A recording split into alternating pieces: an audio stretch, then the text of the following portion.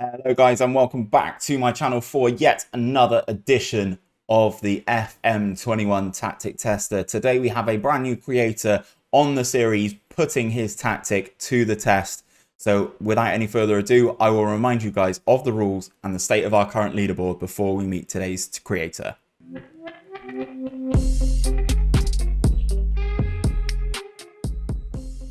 So guys, a quick reminder of the rules for this series. All tactics must have a proven record of success and achievement. All tactics will use the same team and fixtures for the test. No transfers will be allowed to be made in either transfer window by the team.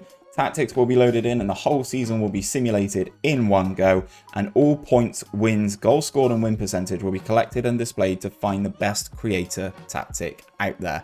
We've already had a plethora of people on the tactic tester, so let's have a look at our current leaderboard and at our current top 10. So in last week's episode, you would have seen 𝘼𝙗𝙤𝙪 top the leaderboard with his asymmetric 4-1-2-2-1, which won him 3 trophies, the Premier League included. It got him 99 points, which is absolutely ridiculous. Scored 177 goals and conceded 54 with a very impressive goals per game of 2.95 and that all-important 85% win ratio.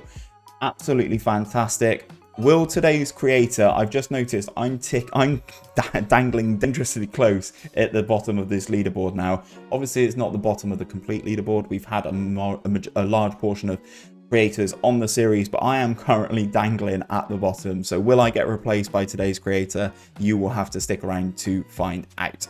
So then guys, we are back at Arsenal and we are back with another tactic to try. Today's creator or tactical genius is Max Power, a guy who's very active in my stream and he really wanted me to test his 4-2-3-1. So we're bringing that to you guys today. Running through things super quickly for you guys on Xbox. I know you like to find out all the instructions and stuff. So they have a sweeper keeper, comes with part of the role, no additional changes to that.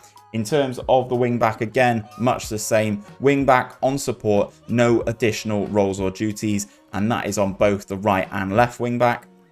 All playing defenders on defend, no additional roles here. I wonder if this is a continuous thing through this tactic, Max. A deep line playmaker on defend, interesting here. Again, coming with everything that just comes with the role, nothing additional here. Mazzala on support. Get further forward, obviously these all come part of the role. Inverted winger on the right hand side on attack. Advanced playmaker through the middle on attack as well. Inside forward on the left hand side, again on attack. It looks like it's going to be a very attacking formation. And then a advanced forward up top, again on attack. In terms of the mentality, guys, we are going positive. And whilst we are in possession, we are playing fairly narrow, playing out of the defense, shorter direct passing directness, higher tempo, never wasting time. We're whipping crosses into the box and we're working it into the box as well. And we are being more expressive with our creative freedom. In terms of in transition, we are counter pressing. We are countering when the possession has been won and we are distributing quickly. And we are also distributing to our centre backs with short kicks added. In terms of out of possession, we are running a higher line of engagement and a higher defensive line, standard defensive width, playing them through the middle, extremely urgent pressing intensity and preventing short goalkeeper distribution. So what we're going to do, guys, is we are going to quick pick this formation so you guys can see who is who in these positions. We're running with Leno in goal, Bellerin at right back, Holding and Gabriel as the 2 ball playing defenders. Kieran Tierney as the left back. Dani Ceballos and Thomas Partey make up a very nice midfield. Saka and Aubameyang on the wings. I think Aubameyang as that inside forward on the left-hand side will do very, very well. Mesut Ozil, disclaimer, this whole tactic tester was set up before on the original database. So obviously there's no Martin Odegaard and Mesut Ozil is still here. I don't feel that it's right to aid the new people on the tactic tester and punish the people who didn't have Martin Odegaard. So we are still using the same game, exactly the same every single time. And then Lacazette up top, who always seems to do pretty well when he is that advanced forward in that role. So what we're going to do, guys, we are going to hit simulate and we are going to do the whole season and we'll be back once that is done. See you in a sec, guys. So then it is the end of the season and Arsenal are in the top 4, finishing in 4th with 82 points. It's very interesting to see, beating out Chelsea to that final European spot. I can also see 𝘼𝙗𝙤𝙪 is the top goal scorer for the club with 31. Nicolas Pepe with the highest average rating and the most assists and the most man of the matches with 11 man of the matches. Very, very interesting to see how he got on. I think that inside inverted winger suits him down to the ground on that right hand side. So I'd imagine he's played a decent amount of games. So let's flick over to the competitions tab. We'll run from right to left as we always do. So there are runners up in the Community Shield. Losing that one to Liverpool. Knocked out in the quarterfinals of the Carabao Cup by Manchester United, who in this save did win the Premier League. Knocked out in the FA Cup, but in the 4th round by Liverpool. Again, no real shame there. Knocked out of these competitions by very, very big sides. Runners up in the Europa League. That's going to be a tough one to take. Being the runner-up in the Europa League. Arsenal fans would be happy if they won the Europa League and finished inside the top 4. That is for certain. And then obviously 4th in the Premier League, as we said. Let's expand the Premier League. We'll take a little bit more of a look at it. So Arsenal won 25 of their games, drew 7 and lost 6. Who did they lose to? Manchester United, Chelsea, Liverpool, Newcastle, Man City, and Brighton, all away from home. So that's very interesting. Scored 70 goals in the league, conceded 35 with a goal difference of plus 35. A little bit of a ropey end to the season, but we will take a look at that in a minute. In terms of the teams relegated, West Brom, West Ham and Leicester. What on earth have Leicester got relegated? Absolute scenes. Tottenham finishing in 13th, but also qualifying for the Europa League is interesting. Fair play to them. Obviously, Arsenal secure that Champions League football. Manchester United winning the title. So we will go into the schedule and take a look at things. Take a look at the breakdown. So 3-1. This seems to be a standard scoreline actually in the Community Shield. Liverpool winning this one 3-1 with a Leno own goal. Willian with the goal for Arsenal. Getting things off to a nice little run at the start of the season. Wins all the way through until the end of October, that is. Beating Sheffield United, Fulham, Millwall in the cup, Fulham in the cup. Leicester, Leeds. Some of these are very good results in the Premier League. Europa League group, Antwerp, Real San Sebastian, which is obviously Real Sociedad, and CFR Cluj. Interesting that they lost 5-1 to Real Sociedad, but Real Sociedad didn't qualify. Interesting. Nice little run in the Premier League, as I said. Easy enough Europa League group as well. Moving things down. Getting a nice 6-1 win over Antwerp before beating Spurs at Tottenham Stadium. Gabriel and Thomas Partey chipping in with those goals there. There is the loss to Brighton away from home. I don't know why Brighton always seem to be an absolute superpower in Football Manager. I don't know why it is, but it always seems to happen. Moving forward, Arsenal get their own back on Real Sociedad with the game at home. Draw 0-0 against Tottenham at home. Again, nothing too bad there. They split the games with Manchester City, winning the one at home on Boxing Day and losing the one away at the Etihad later, just 2 days later. A very positive January, winning every game except from Liverpool at home in the FA Cup 4th round. So winning all their Premier League games in the month of January is very solid. They move forward and down into February. Very nice winning month again, except from a 1-1 draw against Manchester United. Winning all these games, conceding only 1 goal in the month of February, which is very nice. They take on Krasnodar. Little tip about Krasnodar. They have one of the best youth facilities in the world. Go and check them out. Had them in the Europa League in the knockouts. Won the away leg 3-0 and won the home leg 2-0. Clearly advancing through that. In the next round of the Europa League, they took on Leicester City, beat them 3-1 at home, beat them 4-2 away, absolutely smoked Leicester in the Europa League with another winning month in the month of March. What a run this is, by the way, since January. From January down to March, winning every single game in the Premier League except from a 1-1 draw at home to Manchester United, who were ultimately the champions. You would definitely take that. So moving forward, a 1-0 loss away to Newcastle. Callum Wilson scoring in the first minute. You hate to see it. Then they took on Chelsea in the Europa League quarter-final. Absolutely wiped the floor with them. 3-0 at home. Beating West Ham. This is always a tricky one for some reason. Mohamed El-Neni with their 95th minute. Beat Chelsea in the Europa League again. Mesut Ozil with that deciding goal before drawing 0-0 with them in the league match. Looks like Aubameyang picked up a knock here. Be interesting to see how injured he was. Beat West Brom. Then they had Feyenoord. Oh god, this is an easy path into the Europa League final for a semi-final. Who else was in the semi-finals?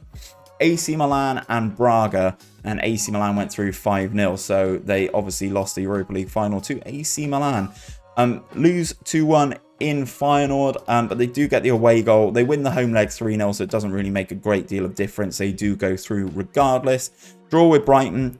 Didn't get any points against, but only got 1 point against Brighton. Interesting.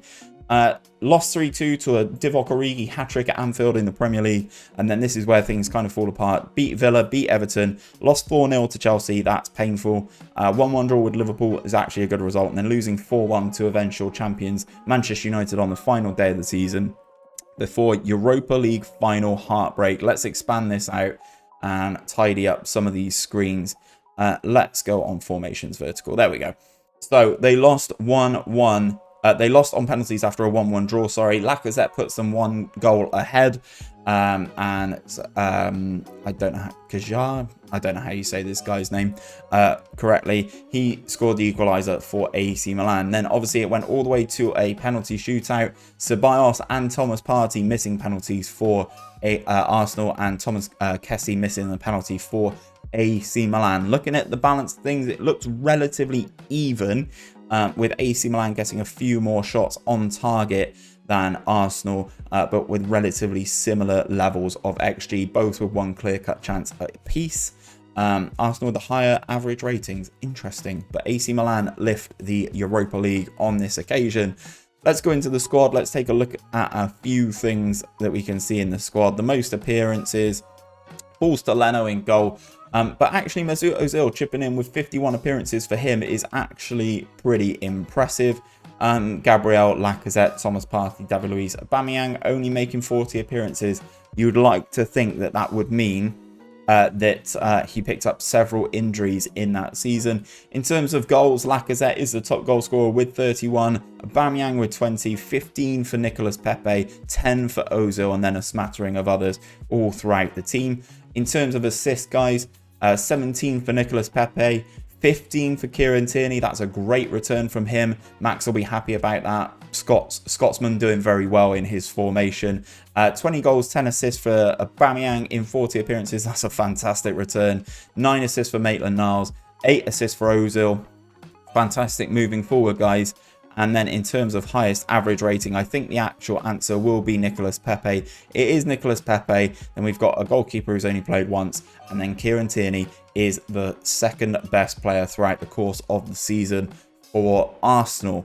So that is, now we go into the team report and we go into the analyst report. So the general performance of this formation then, goals per game is higher than the Premier League average. Expected goals per game is much higher than the Premier League average, which you'd love to see. Scores a high number of expected goals per 90 minutes compared to the average. Finds a target with relatively average number of shots. So actually quite clinical then.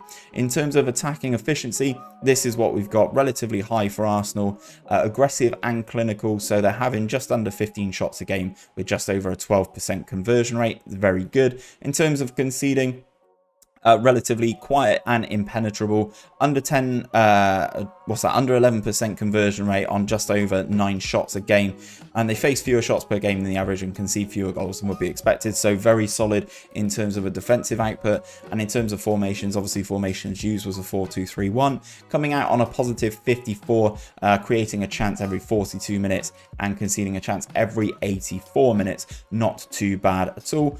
Formations it worked quite well against. 4-3-3 DM wide, again a very popular formation in Football Manager this year. Created a positive number of chances against the similar formation as well. Didn't really struggle against anything. You can't really say that it struggled against this too much. Only played it for 1% of the time.